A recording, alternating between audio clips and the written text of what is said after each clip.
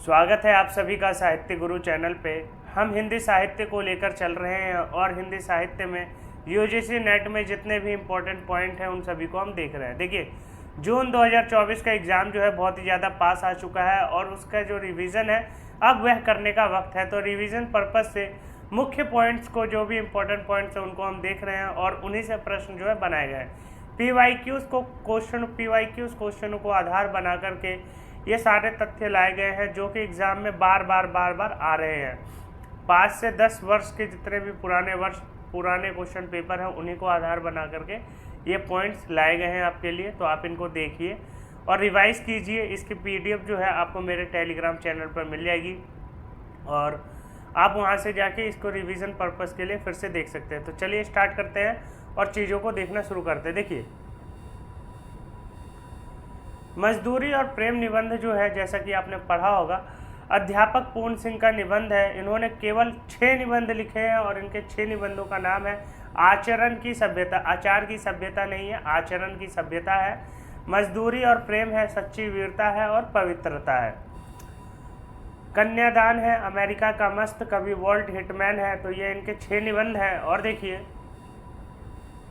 मजदूरी और प्रेम में किन बिंदुओं पे बात की गई है। तो लेखक ने इसमें बताया है कि मजदूर की मजदूरी जो है वह पैसे देकर नहीं चुकाया जा सकता, उसको प्रेम के माध्यम से ही चुकाया जा सकता है। तो देखिए, किस प्रकार सुख और दुख पवित्रता से मजदूर अपना कार्य करते हैं। पैसों से श्रम को तोलने का एक तरह से यहाँ पर विरोध किया गया है। पूर्ण सिंह का मानना है कि किसी मजदूर के श्रम का पैसा देकर आप ऋण नहीं चुका सकते हैं, बल्कि मजदूरी का ऋण तो परस्पर की प्रेम सेवा से ही चुकाया जा सकता है। मतलब ऋण किसी का चुकाना है तो प्रेम के माध्यम से ही आप चुका सकते हैं, किसी को पैसे देके नहीं चुका सकते। लेखक का मानना है कि कोई भी संध्या प्रार्थना नवाज श्रम से बढ़कर नहीं है। मतलब काम ही सबसे ज़्यादा बड़ा है और भगवान, मतलब आपने गीता का जो वो पढ़ा भी होगा कि कर्म ही सबसे बड़ा कर्म है। तो बाजार दर्शन, देखिए बाजार दर्शन जो निबंध है जैनेन्द्र का है। ठेले पर हिमालय जो है धर्मवीर भारती की रचना है और 1954 की रचना है। तौलिया उपेंद्रनाथ अश्क की रचना है, एकांकी है। और देखिए, नाखून क्यों बढ़ते, हजारी प्रसाद द्विवेदी का निबंध है। इसमें बताया गया है कि जब हम आदि मानव थे, शुरुआती समय में हम एक तरह से जानवर थे, तो उस समय हमें औजारों की ज़रूरत पड़ती थी। तो जो नाखून थे वह हमारे लिए हथियार का काम किया करते थे ताकि हम किसी को मार सके। तो इसीलिए जो नाखून था वो बढ़ा करता था। हमारे बारे में यह भी कहा जाता है कि जब हम शुरुआती समय में थे तो हम बंदर थे, हमारी पूँछ भी थी, तो पूँछ का भी काम हुआ करता था। लेकिन जैसे जैसे पूँछ का काम समाप्त हुआ वह ख़त्म हो गई। लेकिन मनुष्य के जो नाखून हैं आज भी बढ़ रहे हैं। क्योंकि उसके अंदर जो प्रवृत्ति है दानव वाली वो अभी भी ख़त्म नहीं हुई है, इसलिए नाखून बढ़ते हैं। तो हजारी प्रसाद द्विवेदी ने इन्हीं सब तथ्यों को आधार बना करके इस निबंध में बात की गई। देखिए, नाखून मनुष्य आदिम हिंसक मनोवृत्ति का परिचायक है। नाखून बार बार बढ़ते हैं और मनुष्य उन्हें बार बार काट देता है तथा हिंसा से मुक्त होने और सभ्य बनने का प्रयत्न करता है। और देखिए क्या है, हजारी प्रसाद द्विवेदी का जो जन्म है 1907 में हुआ है, मृत्यु 1979 ईस्वी में हुई है। हिंदी के निबंधकार हैं, आलोचक हैं, उपन्यासकार थे और 1957 में राष्ट्रपति द्वारा पद्म भूषण की उपाधि से सम्मानित किए गए थे। 1973 में आलोक पर्व निबंध संग्रह के लिए इन्हें साहित्यिक अकादमी पुरस्कार से सम्मानित किया गया था। तो 1973 में आलोक पर्व जो कि इनका निबंध था उनके लिए इन्हें साहित्य अकादमी पुरस्कार से सम्मानित किया गया है। इनके निबंध संग्रह देखें तो ये है अशोक के फूल 1948 का, जो कि सबसे ज़्यादा पूछा गया अभी तक निबंधों में से एक है। कल्पलता है 1951 की और विचार और वितर्क 1954 की है और विचार प्रभा 1959 की है। कुटुज 1964 की है। विश्व के दंत, कल्पतरु, गतिशील चिंतन, साहित्य सहचर्य, सारे इनके निबंध हैं और ये बहुत ज़्यादा पूछे गए। देखिए, कुटुज यह भी सबसे ज़्यादा पूछे जाने वाले निबंधों में से एक है, हजारी प्रसाद द्विवेदी का। कविता क्या है, रामचंद्र शुक्ल जी का निबंध है। दिल्ली दरबार दर्पण जो है भारतेंदु हरिश्चंद्र का निबंध है, जिसमें इन्होंने दिल्ली दरबार का जो भी चीज़ है उन सभी चीज़ों को वर्णन किया है और ये वर्णनात्मक शैली में लिखा गया निबंध है। और देखिए मजदूर और प्रेमी सरदार पूर्ण सिंह का निबंध है, जो कि अभी हमने इनके बारे में तथ्य पढ़ा कि मजदूर की जो मजदूरी है पैसों से नहीं तोली जा सकती, उसको केवल प्रेम के माध्यम से ही उसका चुगतान किया जा सकता है। काव्य पंक्तियाँ देखिए, अगर हम काव्य पंक्तियों को देखें तो देखिए ये जो पंक्ति है, उतरा जो दुर्गम पर्वत पर नैशांधकार, चमकती दूर ताराएं ज्यों हो कहीं पार। तो ये राम की शक्ति पूजा से लिया गया है और ये सूर्यकांत त्रिपाठी निराला की कविता है 1935 की। देखिए 1935, जड़ चेतन सब एकाकार, शून्य विश्व के उर में केवल सांसों का आना जाना। तो ये प्रथम रश्मि की कविता से लिया गया है और इसका जो संकलन है, एक मिनट में आगे बताता हूँ, थोड़ा ध्यान से अभी उतर रहा है। और देखिए ये देखिए, हमारे कौन गलियां अंतरीप, उभार शैकत फूल सब गोलाइयाँ उसकी घड़ी है। तो नदी के द्वीप से लिया गया है। और मेरा पग पग संगीत भरा, श्वासों में स्वप्न पराग झरा, नव रंग बुनते दुकुल, छाया में मलय बयार पली, मैं नीर भरी दुख की बदली। ये महादेवी वर्मा की रचना है, उसमें से लिया गया। और यज्ञ की रचना है नदी के द्वीप, इससे लिया गया। देखिए अब देखिए, राम की शक्ति पूजा सूर्यकांत त्रिपाठी निराला की काव्य है, 1936 में इसका प्रकाशन हुआ। अनामिका काव्य संग्रह में ये संकलित है। प्रथम रश्मि की बात करें तो जयशंकर प्रसाद की रचना है, काव्य है और 1919 में प्रकाशित हुआ है। यह वीण काव्य संग्रह में संकलित है। नदी के द्वीप अज्ञे की रचना है, उपन्यास है। 1951 में इसका प्रकाशन हुआ है और विषय इसका है रेखा और भुवन और गौरा के माध्यम से प्रेम का त्रिकोण दर्शाने की कोशिश की गई है। और देखिए, मैं नीर भरी दुख की बदली, महादेवी वर्मा की रचना है, काव्य है। 1936 में इसका प्रकाशन हुआ है। सांध्य गीत में यह संकलित है। और देखिए, बीन भी हूँ मैं तुम्हारी रागनी भी, रचनाकार महादेवी वर्मा, काव्य है। 1934 में इसका प्रकाशन हुआ है। निर्जा काव्य संग्रह में संकलित है। और उपन्यास अगर हम देखें तो जैनेन्द्र के उपन्यास है शेखर एक जीवनी, 1941 की है, यहाँ 40 लिखा हुआ है। और इसका दूसरा भाग है शेखर एक जीवनी का, जिसका प्रकाशन 1944 में हुआ। शेखर एक जीवनी 2 भागों में अज्ञे की रचना है और ये दोनों भाग जो है बहुत ही ज़्यादा महत्वपूर्ण है। और इसका जो प्रथम भाग है वह तो लगा भी है नेट TRF सिलेबस में। देखिए, अपने अजनबी 1961 ईस्वी की रचना है। और देखिए, सूर्यकांत त्रिपाठी निराला की अगर हम बात करें तो इनका जो जन्म है 1899 में हुआ था और 1961 ईस्वी में इनकी मृत्यु हो गई थी। अनामिका 1923 की रचना है, परिमल 1930 की है, गीतिका 1936 की है, तुलसीदास 1938 की है और कुकुरमुत्ता 1942 ईस्वी की रचना है। देखिए, कुकुरमुत्ता जो है उसमें जो कुकुरमुत्ता के माध्यम से बताने की कोशिश की गई, पूंजीवाद का जो विरोध है वह दिखाने की कोशिश की गई है कुकुरमुत्ता काव्य से। जयशंकर प्रसाद की अगर हम बात करें तो इनका जन्म 1889 में हुआ था, मृत्यु 1937 में। छायावाद के प्रसिद्ध कवि हैं। रचनाएं अगर हम इनकी देखें तो उर्वशी है, 1909 की रचना, वन मिलन 1909 की रचना, कानन कुसुम 1913 की रचना, प्रेम पथिक 1913 की, चित्राधार 1918 की, झरना 1918 की। और महादेवी वर्मा की अगर हम बात करें तो जन्म इनका हुआ था 1907 में, मृत्यु 1987 में।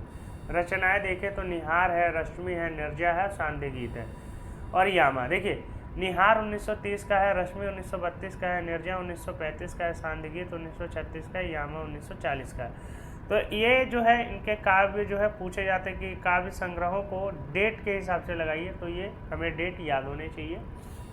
और देखिए, कविता और उनकी रचनाओं के बारे में देखें तो रचना है प्रलय की छाया। प्रलय की छाया 1925 ईस्वी की रचना है, जयशंकर प्रसाद की कविता है। सरोज स्मृति 1935 ईस्वी की रचना है और सूर्यकांत त्रिपाठी निराला की रचना है, कविता है। परिवर्तन 1924 ईस्वी की रचना है, सुमित्रा नंदन पंत की कविता है। प्रथम रश्मि 1919 ईस्वी की रचना है और सुमित्रा नंदन पंत की रचना है।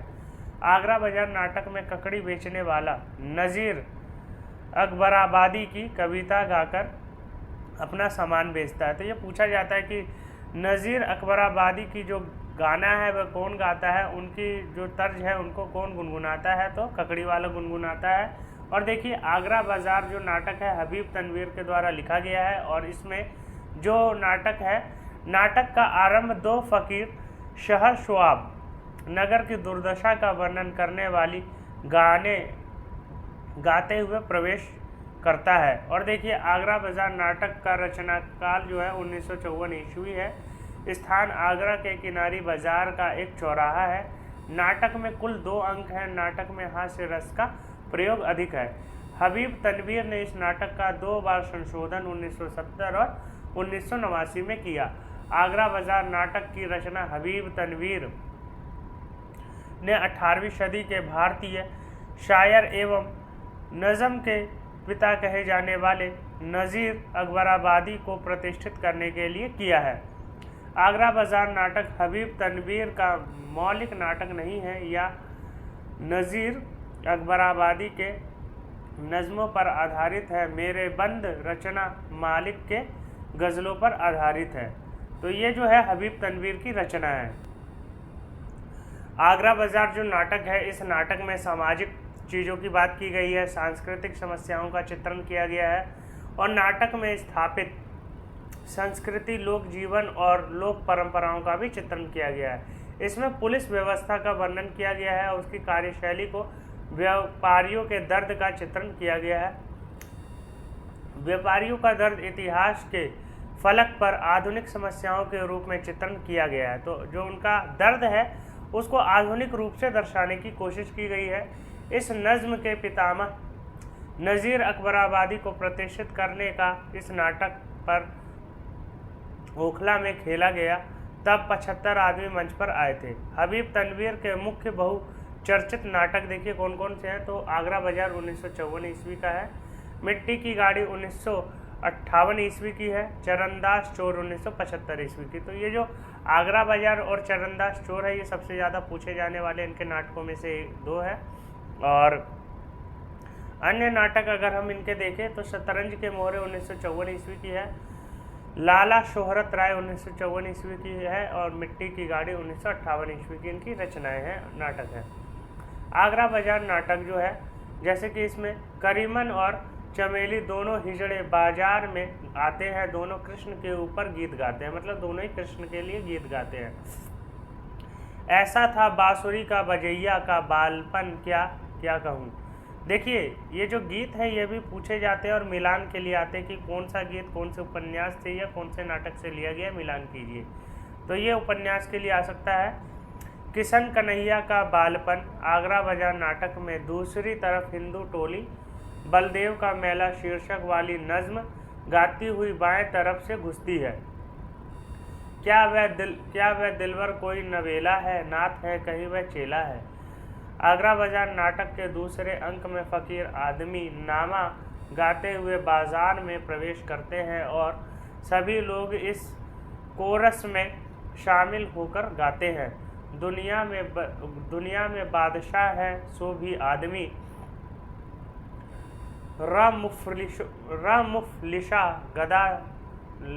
मुफलिशा गदा है सो है वह भी आदमी। देखिए उर्दू की नज़्म है तो थोड़ी दिक्कत होती है इनको पढ़ने में, तो आप देख सकते हैं। और देखिए सूफ़ी काव्य धारा के अधिकांश कवि मुसलमान हैं, लेकिन इनमें धार्मिक कट्टरता का अभाव था। जिस प्रकार से आज के दौर में हमें धार्मिक कट्टरता देखने को मिलती है, सूफ़ी लोग थे तो मुसलमान, लेकिन उनके काव्यों में धार्मिक कट्टरता नहीं थी। वह हर उस चीज़ को समावेश करते थे जिससे समाज में अच्छी संदेश को पहुंचाया जा सके। इन कवियों ने सूफी मत के प्रचार प्रसार के लिए हिंदू घरों में प्रचलित प्रेम कहानियों को अपने काव्य का विषय बनाया। और देखिए हिंदी के प्रथम सूफी कवि मुल्ला दाऊद को माना जाता है। वहीं रामचंद्र शुक्ल जो है कुतवन को हिंदी का प्रथम सूफी कवि मानते हैं। आचार्य शुक्ल ने हिंदी का प्रथम सूफी कवि कुतवन को माना है, जिनकी रचना है मृगावती, 1521 इनकी रचना है। और देखिए संत काव्य धारा के प्रमुख कवि कबीर दास, मलूक दास, रैदास, नानक। सूफी काव्य धारा के कवि शेख नबी, जायसी, मुल्ला दाऊद, ये सारे सूफी कवि हैं। और राम भक्ति धारा के तुलसीदास है, नाभादास, अग्रदास है। कृष्ण भक्ति धारा के हैं रसखान, मीरा, चीत स्वामी, कृष्णदास और सूरदास।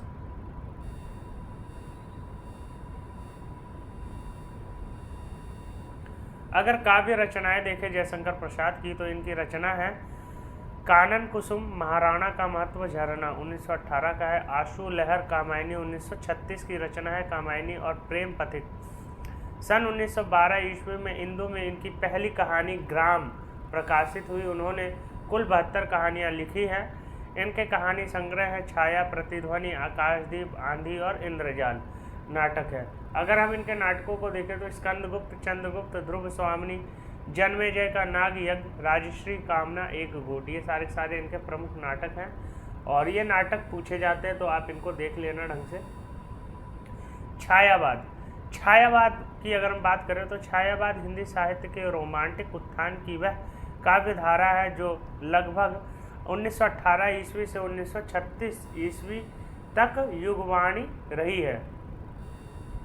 जयशंकर प्रसाद, सूर्यकांत त्रिपाठी निराला, सुमित्रा नंदन पंत और महादेवी वर्मा। पंडित माखन लाल चतुर्वेदी इस काव्य धारा के प्रतिनिधि कवि माने जाते हैं। वैसे 4 ही प्रतिनिधि माने जाते हैं और माखन लाल चतुर्वेदी जो है इनको बाद में लिया जाता है। छायावाद नामकरण का श्रेय जो है मुकुटधर पांडे को जाता है। इन्होंने शारदा पत्रिका में एक निबंध प्रकाशित किया जिसमें इन्होंने छायावाद शब्द का प्रथम बार प्रयोग किया था। वहीं देखिए प्रकृति प्रेम, नारी प्रेम, मानवीकरण, सांस्कृतिक जागरण, कल्पना की प्रधानता आदि छायावादी काव्य की प्रमुख विशेषताएं।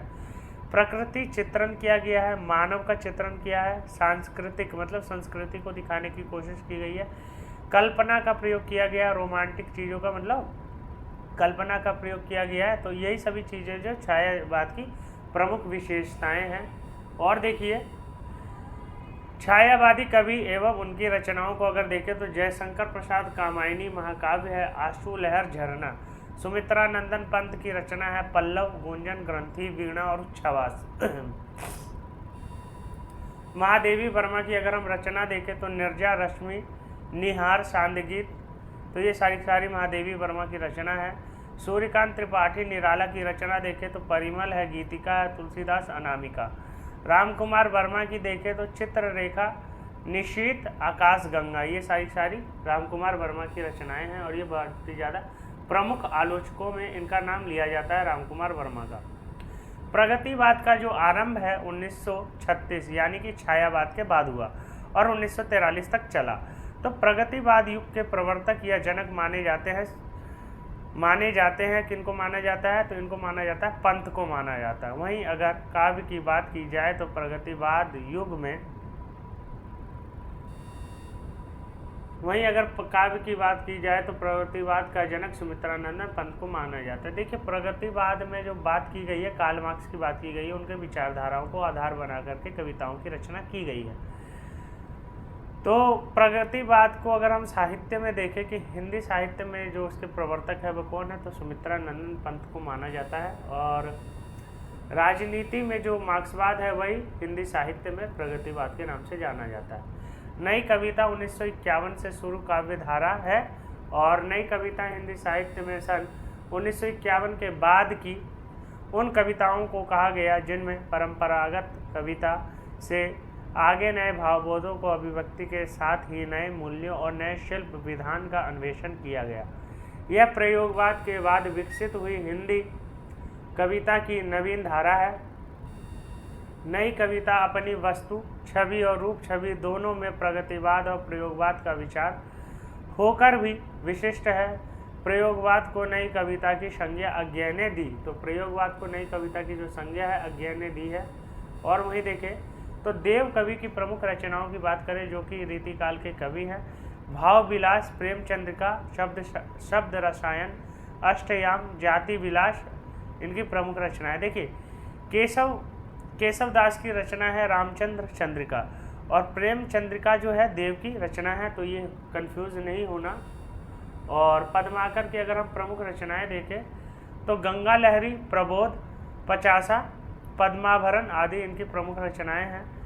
ग्वाल की प्रमुख रचनाएं देखें तो यमुना लहरी, रसिकांदन, कवि दर्पण, भक्त भावन आदि इनकी प्रमुख रचनाएं हैं। और देखिए भिखारी दास की बात करें तो रीतिबद्ध कवि हैं और रीतिकाल के बहुत ही ज़्यादा प्रमुख कवियों में से एक हैं और इनकी रचनाएं हैं। शब्द नाम प्रकाश कोश 1738 ईस्वी की रचना है। रस सारांश 1742 ईस्वी की रचना है। काव्य निर्णय 1746 ईस्वी की रचना है। शतरंज शतिका 1725 ईस्वी की रचना है। और अगर हम भूषण की बात करें तो इनका जो जन्म है 1613 में हुआ, मृत्यु 1715 ईस्वी में। यह रीतिबद्ध शाखा के कवि हैं और रचनाएं अगर हम इनकी देखें तो रचनाएं हमें देखने को मिलेगी। शिवराज भूषण 1673 ईस्वी की रचना है। शिवा बावनी छत्रसाल दशक भूषण उल्लास आदि। केशव दास की बात करें तो जन्म है 1555 में, मृत्यु 1617 में। यह रीतिबद्ध काव्यधारा के कवि हैं और इन्हीं की रचना है रामचंद्र चंद्रिका। और देखिए रचनाएं अगर हम देखें तो रसिक प्रिया 1591 ईस्वी की रचना है। कवि प्रिया 1601 ईस्वी की रचना है। रतन बावनी 1607 ईस्वी की रचना है। वीर सिंह देवचरित 1607 ईस्वी की रचना है। जहांगीर चंद्रिका 1612 ईस्वी की रचना है। और विज्ञान गीता 1610 ईस्वी की रचना है केशव दास की। ये सारी जो रचनाएं हैं पूछी जा सकती है। हो सके तो आप स्क्रीनशॉट ले लीजिए, बाकी पीडीएफ जो है आपको मिलेगा टेलीग्राम चैनल पे मिलेगा ही। और देखिए देव का जो जन्म है 1673 में हुआ, मृत्यु 1767 ईस्वी में। यह रीतिबद्ध काव्यधारा के कवि हैं। रचनाएं अगर हम इनकी देखें तो रचनाएं हम देखेंगे भाव विलास 1689 ईस्वी की है। प्रेम चंद्रिका 1733 ईस्वी की है। शब्द सायन 1743 ईस्वी की है। अष्टयाम 1689 ईस्वी की है। और सुख सागर तरंग 1767 ईस्वी की है। तो ये सारी प्रमुख रचनाएं हैं जो कि एग्ज़ाम में पूछी जा चुकी हैं और इनसे प्रश्न बनने की जो संभावनाएं हैं वह प्रोबेबिलिटी के अनुसार अगर हम देखें तो 99% है और इन्हीं से प्रश्न जो है बनाए जाते हैं। PYQs के आधार पर मैं ये सारे तथ्य लेके आया था आपके लिए और PYQs को ही बेस बना करके ये सारे तथ्यों को मैंने संकलित किया था।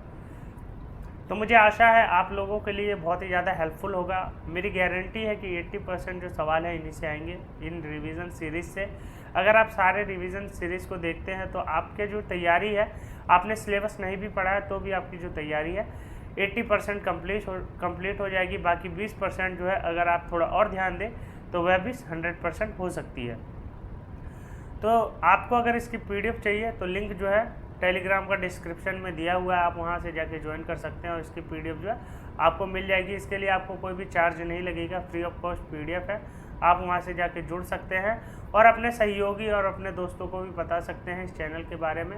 और टॉपिक और विषय जो भी है, मतलब आपको कंटेंट अच्छा लगे तो लाइक ज़रूर कीजिए और भी ऐसी वीडियोज़ के लिए जुड़े रहिए साहित्य गुरु चैनल के साथ। UGC नेट से संबंधित जो भी तथ्य और जितने भी फैक्ट्स मेरे पास मिलेंगे शायद ही आपको दूसरे चैनल पे मिलेंगे, तो चैनल को सब्सक्राइब कर लीजिए और कंटेंट के लिए जुड़े रहिए। और ये जो सीरीज़ है जब तक नेट का एग्ज़ाम नहीं हो जाता जब तक चलती रहेगी और आपको हिंदी साहित्य की जितनी भी सहयोगी मैं कर सकता हूँ, सहयोगी बन सकता हूँ आपके लिए, मैं करता रहूँगा।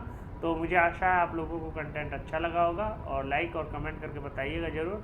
और जो भी क्वेरी हो आप कमेंट करके पूछ सकते हैं। धन्यवाद।